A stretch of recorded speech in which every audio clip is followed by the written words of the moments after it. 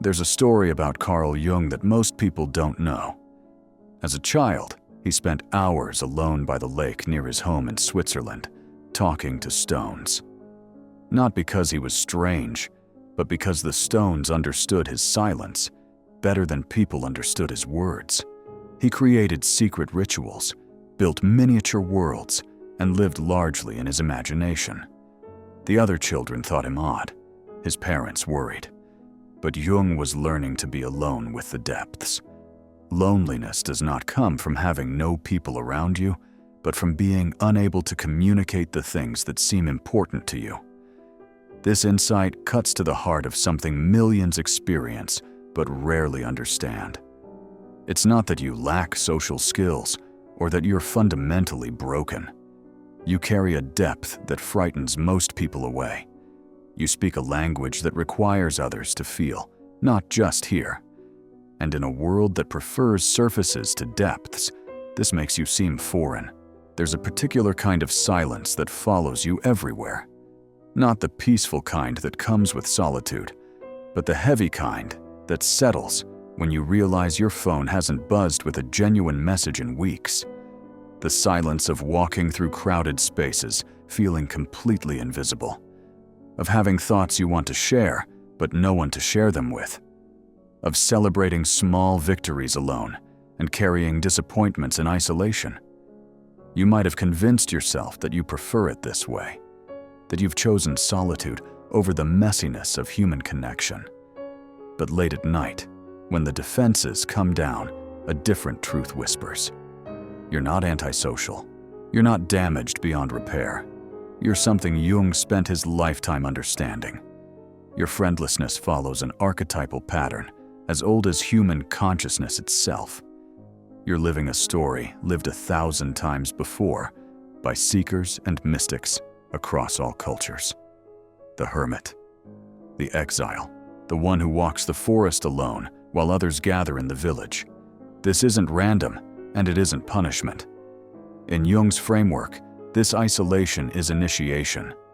Your psyche is preparing you for something that requires you to first know yourself completely. Most people move through life reflected in the eyes of others. They know who they are because of how others respond to them. But you've been forced into a different kind of knowing. Without the mirror of friendship, you've had to discover your own face. This is terrifying and liberating in equal measure. And it's exactly what the individuation process demands.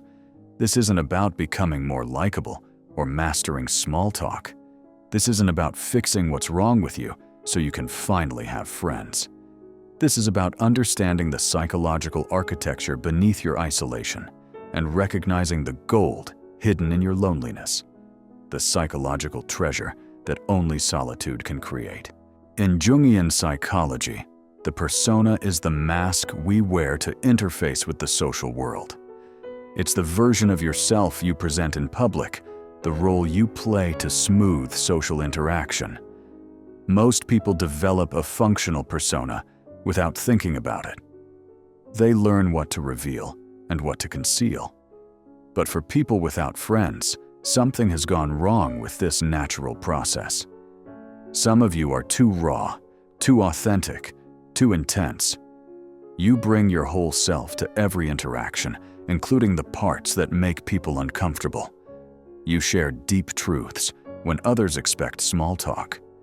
You cry when you're sad, rage when you're angry. This isn't wrong. In fact, it's admirable. But it violates an unspoken social contract, and people pull away from what they experience as intensity. Others have the opposite problem. Your persona is flawless, so good at playing the appropriate role that there's nothing real underneath. People sense this hollowness even if they can't name it. They enjoy your company but never feel like they know you. The friendship never deepens because you've never let them see who you actually are beneath the mask. Jung himself lived this crisis. As Freud's chosen heir, he played that role brilliantly, but his soul was suffocating. The person he pretended to be in professional circles had nothing to do with the person he was.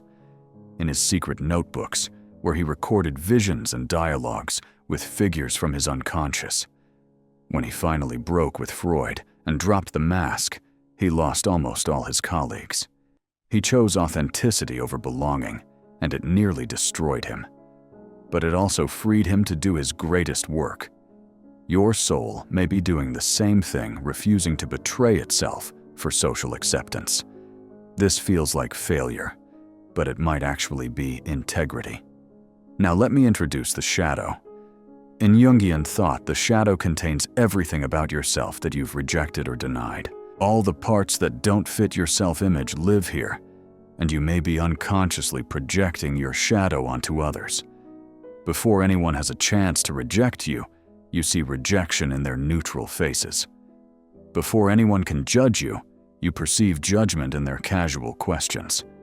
Before anyone can abandon you, you feel the abandonment in their delayed text response. This isn't paranoia. It's your psyche showing you what you're doing to yourself. The real rejection is internal. You've rejected parts of yourself so thoroughly that you can't believe anyone else would accept them. The needy part, the angry part, the weak part. Whatever aspects of your humanity you've deemed unacceptable now live in exile within your own psyche. The prophecy fulfills itself. You reject others before they can reject you. You withdraw before they can abandon you. And slowly, you create the very isolation you feared most. But here's what Jung understood that changes everything. This shadow work, this confrontation with your rejected self, is not optional for deep psychological development. Most people avoid it, their entire lives staying comfortably distracted by social interaction, never forced to look at what they've hidden from themselves. But you in your isolation have no escape from yourself. You're being forced into the confrontation that leads to wholeness. Jung revolutionized psychology when he introduced introversion and extroversion. But these terms don't mean what most people think. It's not about being shy versus outgoing. It's about the direction of psychic energy flow. Introverts process reality internally. Their richness is interior. They need solitude to recharge because social interaction depletes their energy. Extroverts are the opposite. Their energy comes from external engagement. Jung himself was profoundly introverted. His greatest insights came not from conferences and conversations, but from long hours alone, diving deep into his own unconscious through practices like active imagination. He understood that society is built primarily for extroverts, demanding constant external engagement, punishing those who need silence and solitude to function. If you're an introvert without friends, you may have spent years thinking something is wrong with you.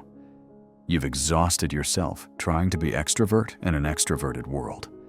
You've forced yourself to attend social events that drain you, engage in small talk that feels meaningless. No wonder you failed. You were fighting your own structure. The tragedy isn't that you don't have friends. The tragedy is that you've been trying to have friends in a way that violates who you fundamentally are. What if the solution isn't to become more extrovert, but to honor your introversion and seek depth over breadth?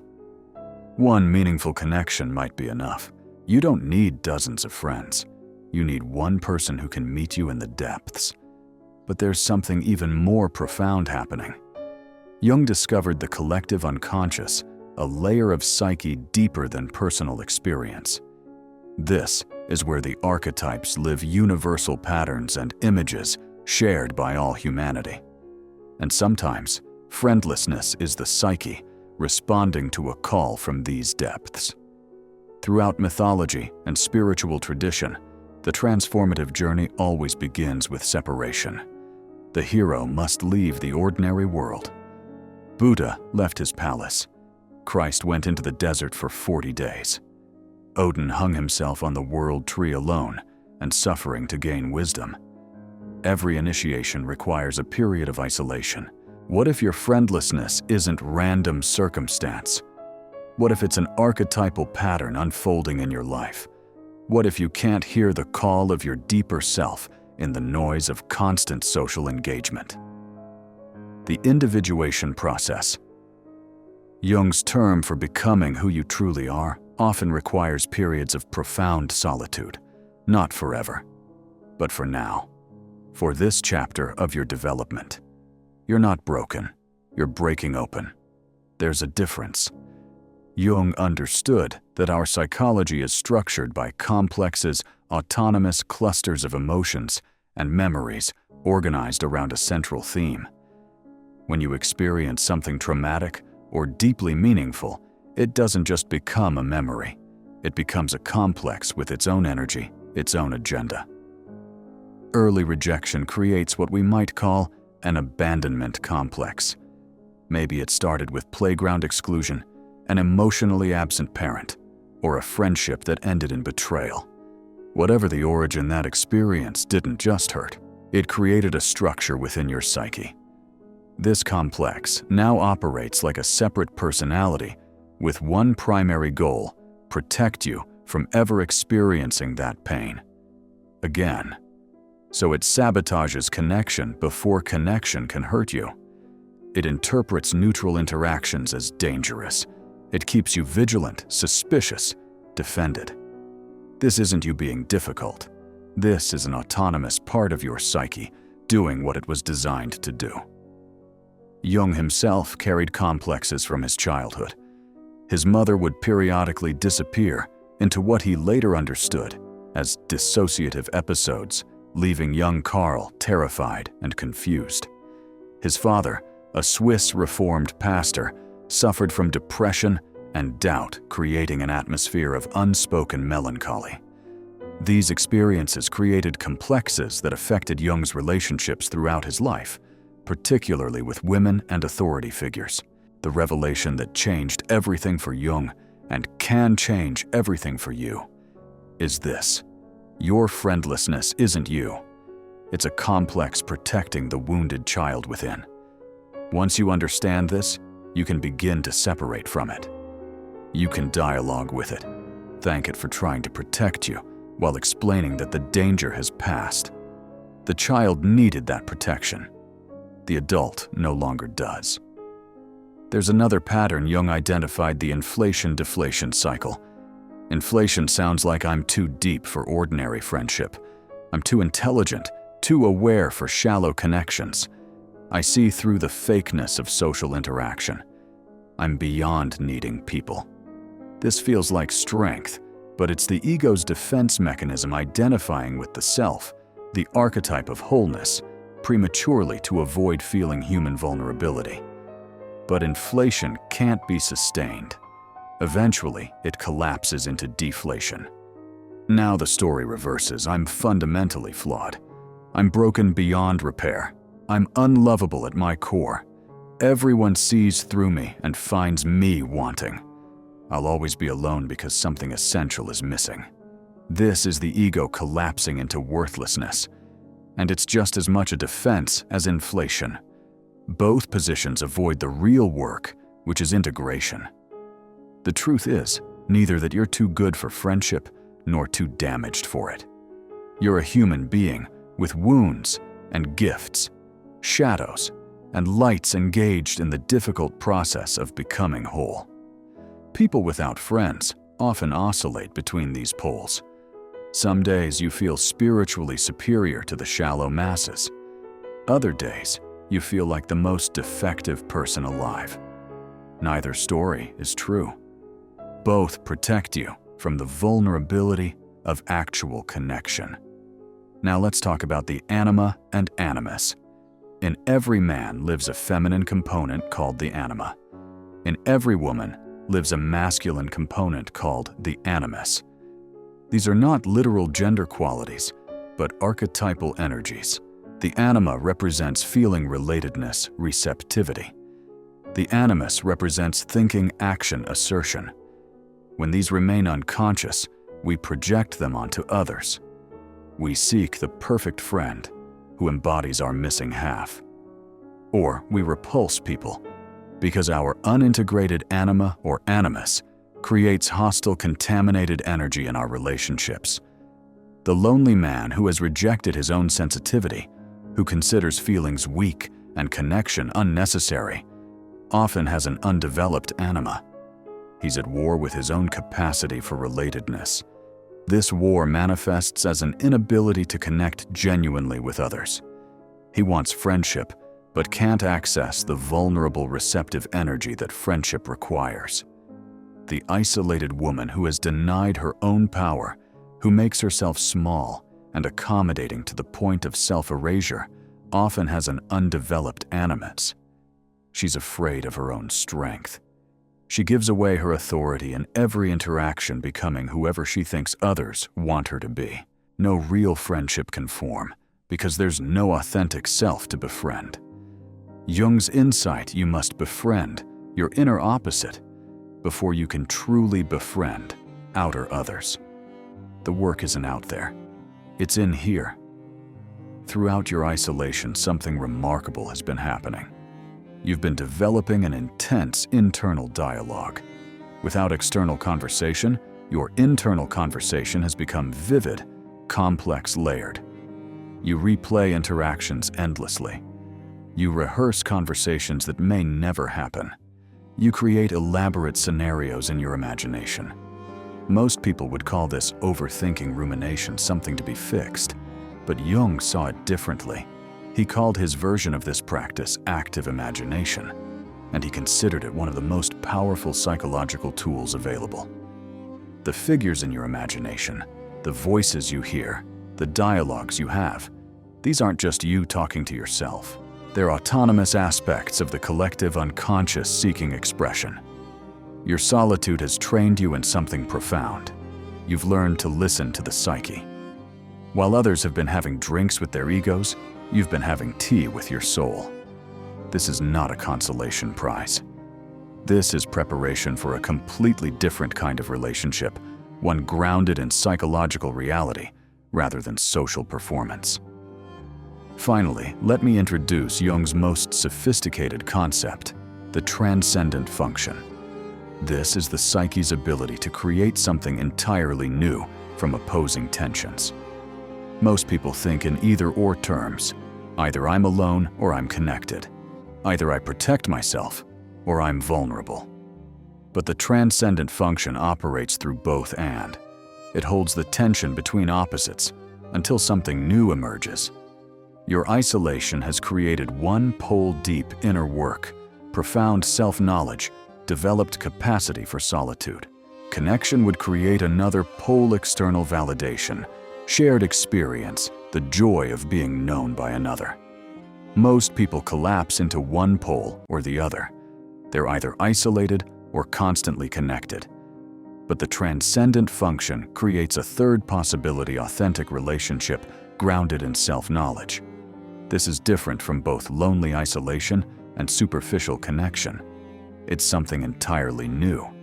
This is where Carl Jung empath and personal development intersects with lived experience. Your suffering has been creating the conditions for a totally new way of relating, one that doesn't abandon the depth you've discovered in solitude, but brings that depth into conscious relationship.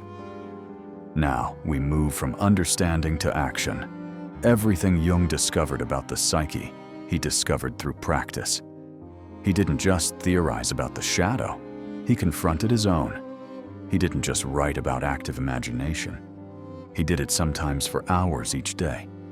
The path from isolation to connection requires practical work, not just intellectual understanding. Let's start with shadow work. This is fundamental. You cannot have authentic friendship while parts of yourself remain in exile. The shadow doesn't go away because you ignore it. It just operates unconsciously, sabotaging everything you try to build. Make a list of the qualities you find most repulsive in other people. Traits that instantly make you dismiss someone as a potential friend. Maybe it's neediness, arrogance, manipulativeness, weakness, or aggression. Write them down. Be honest. Here's the difficult truth: that those qualities live in you. Not necessarily in the same form, but in some form. They're parts you've rejected so completely that you can't recognize them as yours. You project them onto others and react with disgust because you're actually disgusted with yourself. This doesn't mean you have to like these qualities. It means you have to integrate them, acknowledge their existence, understand their origin, and bring them into consciousness. A needy part of you exists. An arrogant part exists. A manipulative part exists. These are human. The work isn't to eliminate them, but to know them, to dialogue with them, to understand what they're trying to accomplish. Pick one quality from your list. Imagine it as a person sitting across from you. Ask it, when did you first appear? What are you trying to protect me from? What do you need to feel safe? Listen for answers. They may come as words, images, feelings, or memories. This is active imagination, and it's how you begin to reclaim your shadow. The transformation happens slowly. As you accept your own darkness, others' imperfections become bearable. You stop demanding perfection because you've stopped demanding it of yourself. You can meet people as they actually are flawed and human because you finally met yourself that way. Now let's talk about rebuilding your persona. You don't need to be authentically yourself every moment. Jung never suggested that. He understood that we need a functional interface with the social world. The problem isn't having a persona. The problem is having an unconscious one. Your work is to create a conscious persona, one you can put on and take off with awareness.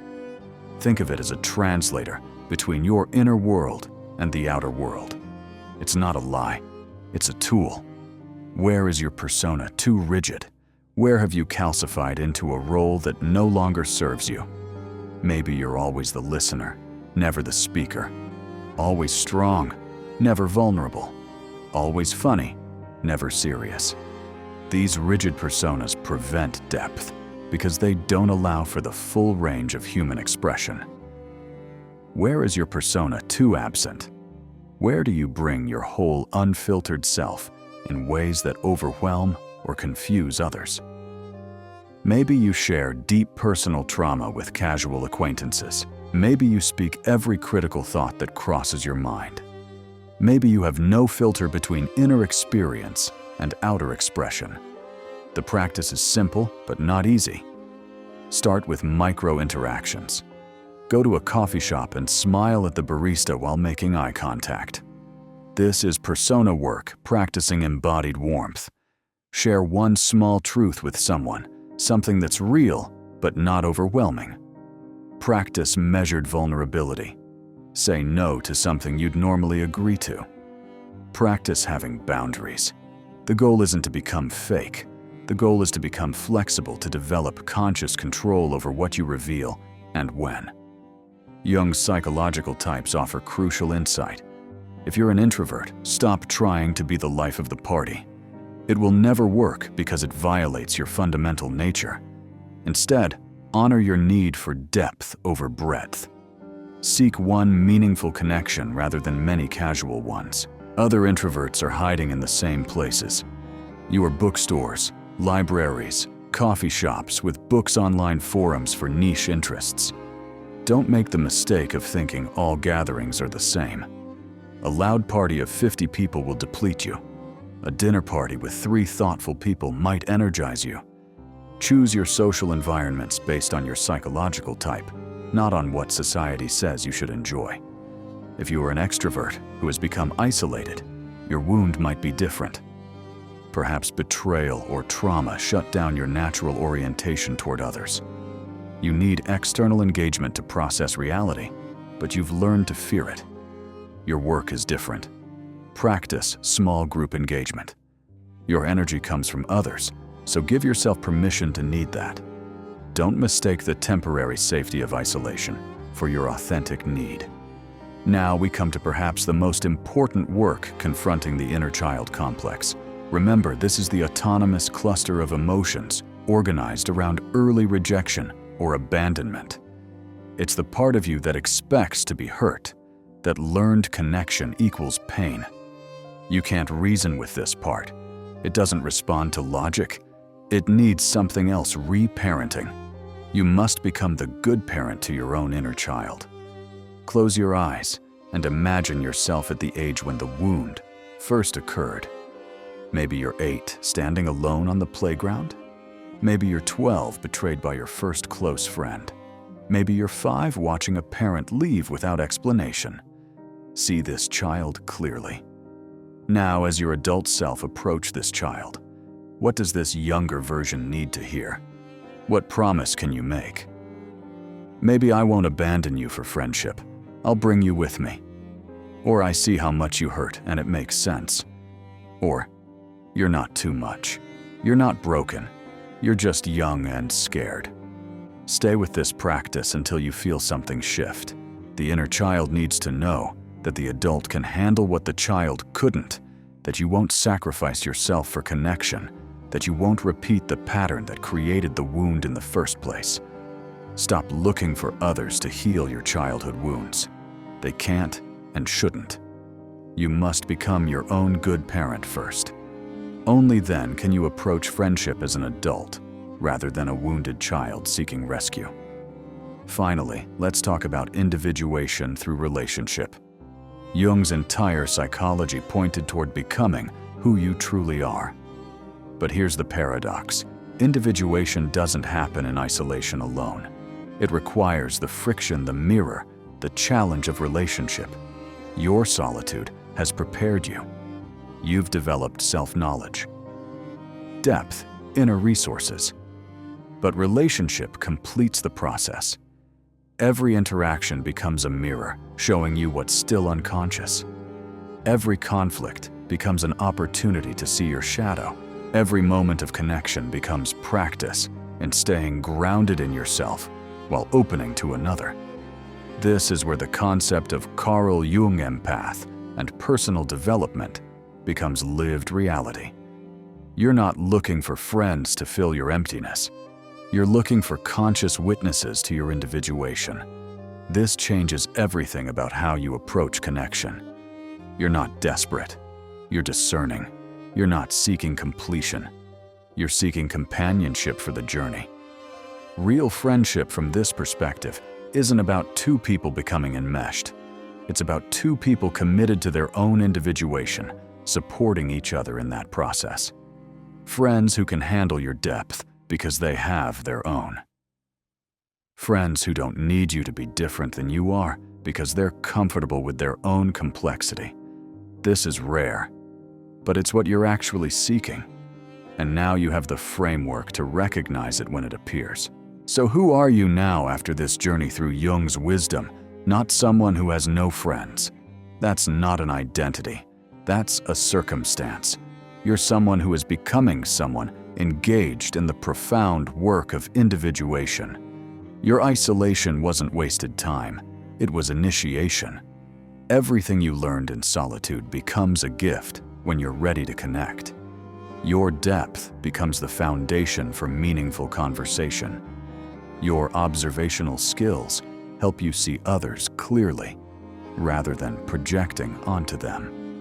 Your self-knowledge prevents you from playing unconscious games in relationships.